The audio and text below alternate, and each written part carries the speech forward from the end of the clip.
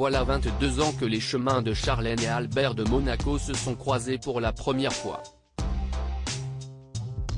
CIST en 2000, lors d'un tournoi de natation organisé à Monaco, que les deux époux ont fait connaissance, avant de partir chacun de leur côté puis de reprendre contact en 2005, suite au décès du prince Régnier III.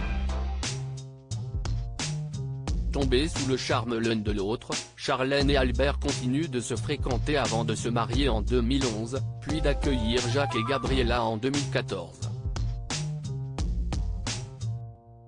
Une histoire d'amour qui a souvent fait l'objet de rumeurs, notamment au cours des dernières années, mais qui aurait commencé sur les chapeaux de roue, à en croire les anciens camarades de nage de Charlène, interrogés dans le cadre du documentaire. Le jour de leur rencontre, alors que toute l'équipe de natation avait été invitée au palais, Albert n'aurait eu Dieu que pour Charlène, et ce, pour une raison bien précise. Ce qui plaît surtout au prince, CIST que Charlène semble le traiter comme un égal, indique la voix off. Tout le monde veut l'impressionner, prendre des photos avec lui, parce qu'il a du succès. Mais Charlène avait son propre objectif, explique un ancien partenaire de natation. Puis d'ajouter, elle ne voulait pas nécessairement rencontrer quelqu'un à ce moment-là.